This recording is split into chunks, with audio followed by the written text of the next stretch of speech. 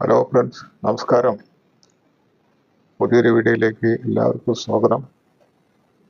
എല്ലാവരും സുഖമായിട്ടിരിക്കുന്നു വിശ്വസിക്കുന്നു. ഇന്ന് ഞാൻ ഇവിടെ പറയാൻ പോകുന്നത് ഈ അടുത്തയിടെ ഇന്ത്യയിലുണ്ടായിട്ടുള്ള ഒരു സംഭവത്തെക്കുറിച്ചാണ്. അത് മറ്റൊന്നുമല്ല, ഇന്ത്യയുടെ ചണ്ഡീഗഡ് എന്ന് പറയുന്ന സ്ഥലത്ത് വെച്ച് 2 കന്യാസ്ത്രീകളെ അറസ്റ്റ് ചെയ്തതിനെ കുറിച്ചാണ്.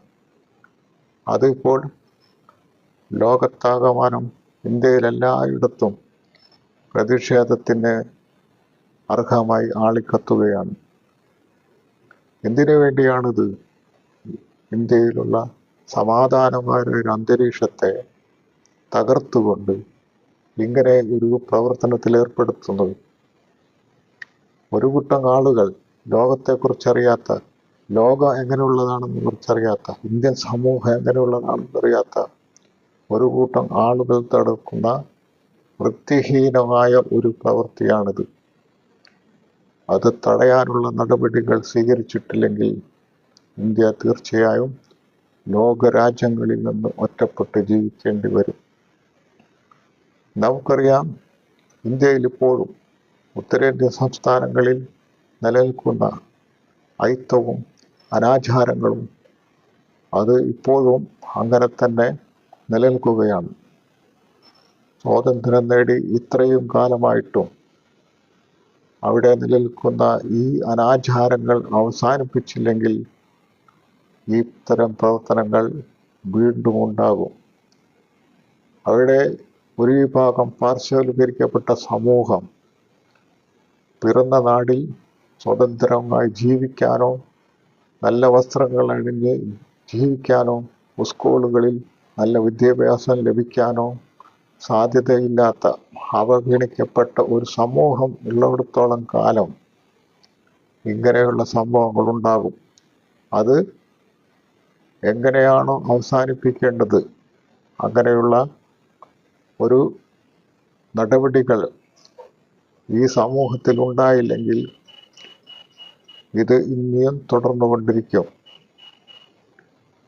ഇപ്പോഴും മേൽജാതിക്കാരായിട്ടുള്ള ആളുകൾ ഈ വിഭാഗത്തെ ക്രൂരമായി പീഡിപ്പിക്കുന്ന ഒരവസ്ഥയിലാണ് ഇപ്പോൾ ജീവിക്കുന്നത്. നല്ല വസ്ത്രങ്ങൾ അണിയാൻ സൗകര്യമില്ല, പിറന്ന നാട്ടിലൂടെ സ്വതന്ത്രമായി ജീവിക്കാൻ അവകാശമില്ല, നല്ല ഭക്ഷണം കഴിക്കാൻ അവകാശമില്ല, സ്കൂളുകളിൽ പോലും അവഗണിക്കപ്പെടുന്ന ഒരു സമൂഹം.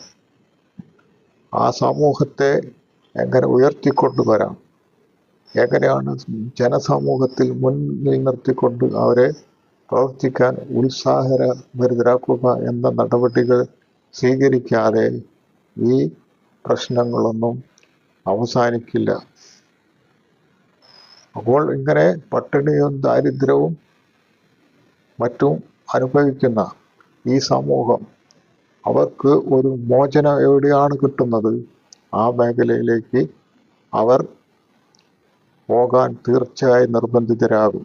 അങ്ങനെ ക്രിസ്ത്യൻ മിഷണറിമാർ നടത്തുന്ന പ്രവർത്തനങ്ങൾ വിദ്യാഭ്യാസം നൽകുന്നു, നല്ല സാമ്പത്തിക സഹായങ്ങൾ നൽകുന്നു, മറ്റു എല്ലാ ജീവിക്കാനുള്ള ഉപാധികൾ നൽകിക്കഴിഞ്ഞാൽ സ്വാഭാവികമായും അവർ അങ്ങോട്ട് നീങ്ങും. അതുകൊണ്ട് അവർക്ക് അവിടെ സന്തോഷത്തോടും സമാധാനത്തോടും കൂടി ജീവിക്കാനുള്ള അവസരം ഉണ്ടാകുമ്പോൾ അവർ സ്വാഭാവികമായും അങ്ങോട്ട് തിരിയുന്നതിനുള്ള യാതൊരു സംശയവും വേണ്ട.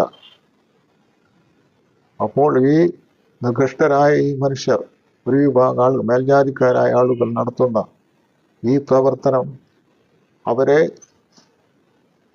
എങ്ങനെ ഈ സമൂഹത്തിൽ അതുപോലെ തന്നെ നിലനിർത്തണോ, പട്ടിണിയും ദാരിദ്ര്യവും തൊട്ടുകൂടായ്മയുമായി അവരെങ്ങനെയാണ് സമൂഹത്തിൽ അതേപടി നിലനിൽക്കാൻ ആഗ്രഹിക്കുന്ന വ്യക്തികളാണ്.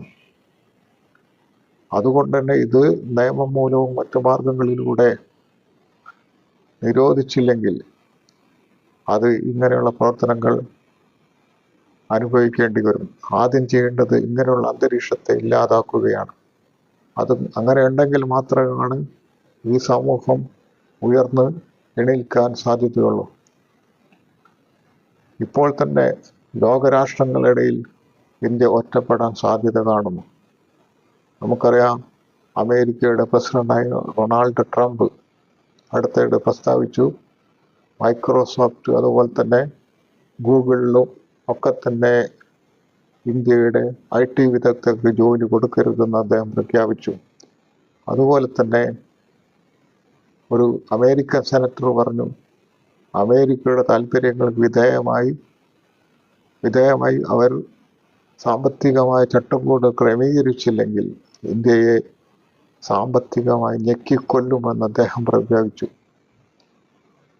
അങ്ങനെയുള്ള ഒരു അന്തരീക്ഷം നിലനിൽക്കുമ്പോൾ മറ്റ് യൂറോപ്യൻ രാഷ്ട്രങ്ങൾ ഇതൊക്കെ അറിഞ്ഞു കഴിഞ്ഞാൽ അവർ സ്വാഭാവികമായും ഇന്ത്യക്ക് നേരെ വിരൽ ചൂണ്ടും എന്ന കാര്യത്തിൽ യാതൊരു സംശയവും വേണ്ട.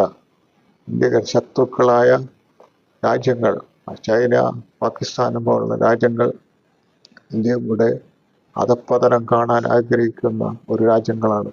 അവർക്ക് സന്തോഷം നൽകുന്ന ഒരു കാര്യവും ഇവിടെ ഉണ്ടാകാൻ പാടില്ല.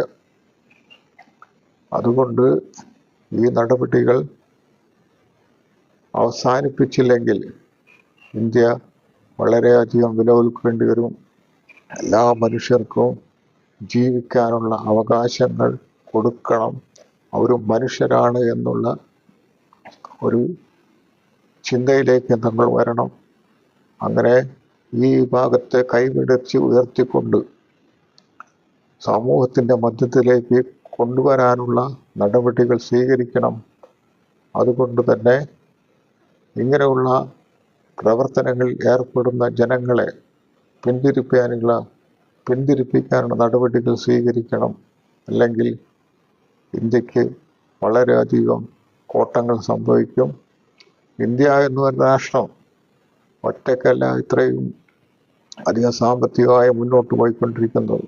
മറ്റു രാഷ്ട്രങ്ങളുടെ സാമ്പത്തിക സഹായത്തോടു കൂടിയാണ്. വികസിത രാജ്യങ്ങൾ കൊടുക്കുന്ന സാമ്പത്തിക സഹായം, ശാസ്ത്ര സാങ്കേതികമായ സഹായങ്ങൾ എല്ലാം ഉപയോഗിച്ചുകൊണ്ടാണ് ഇന്ത്യ ഇന്ന് മുന്നോട്ട് പോയിക്കൊണ്ടിരിക്കുന്നത്, ഈ നിലയിലേക്ക് എത്തിക്കൊണ്ടിരിക്കുന്നത്. അതില്ലാതാക്കാനുള്ള നടപടികളിലേക്ക് പോകാതിരിക്കണമെങ്കിൽ ഈ പ്രവണതകൾ അവസാനിപ്പിക്കണം. അല്ലെങ്കിൽ ഇവിടെ നമുക്ക് ഒറ്റപ്പെട്ട് ജീവിക്കേണ്ടി വരും. മണിപ്പൂരിൽ തന്നെ കലാപങ്ങളുണ്ടായപ്പോൾ എല്ലാ രാഷ്ട്രങ്ങളും ഇന്ത്യക്ക് നേരെ വിരൽ ചൂണ്ടിയതാണ്. അതും ഇവിടെ ഓർമ്മിപ്പിക്കാൻ ആഗ്രഹിക്കുന്നു. അതുകൊണ്ട് എല്ലാവരും, എല്ലാ മതവിഭാഗങ്ങളും അവരവരുടെ മതങ്ങളെ വിശ്വസിച്ചുകൊണ്ട് അവരുടെ പ്രവർത്തനങ്ങളിൽ ഏർപ്പെട്ടിട്ടുണ്ട്. ഈ പാർശ്വവൽക്കരിക്കപ്പെട്ട സമൂഹത്തെ ജനങ്ങളുടെ മധ്യത്തിലെത്തിച്ച് അവർക്ക് ഉന്നമനത്തിന് വേണ്ടിയുള്ള കാര്യങ്ങൾ ചെയ്തുകൊണ്ട് അവരുടെ ഒറ്റപ്പെടുത്താതെ അവരുടെ ദാരിദ്ര്യവും കഷ്ടപ്പാടും വിദ്യാഭ്യാസവുമെല്ലാം നൽകിക്കൊണ്ട് അവർക്ക് ദാരിദ്ര്യത്തിൽ നിന്ന് കരകയറാനുള്ള അവസരങ്ങളുണ്ടായിക്കൊണ്ട് എല്ലാവരും പ്രവർത്തിച്ചെങ്കിൽ മാത്രമേ ഇതിനൊരു മാറ്റം വരികയുള്ളൂ.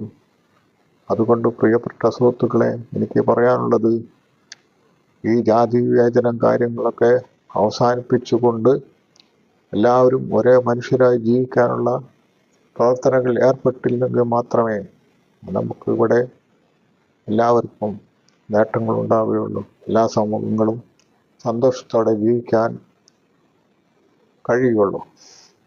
അതുകൊണ്ട് അങ്ങനെയുള്ള ഒരവസരം ഉണ്ടാകട്ടെ എന്ന് ഞാൻ മനസ്സിലാഗ്രഹിക്കുന്നു. ഇത്രയും പറഞ്ഞുകൊണ്ട് ഞാൻ നിർത്തുന്നു.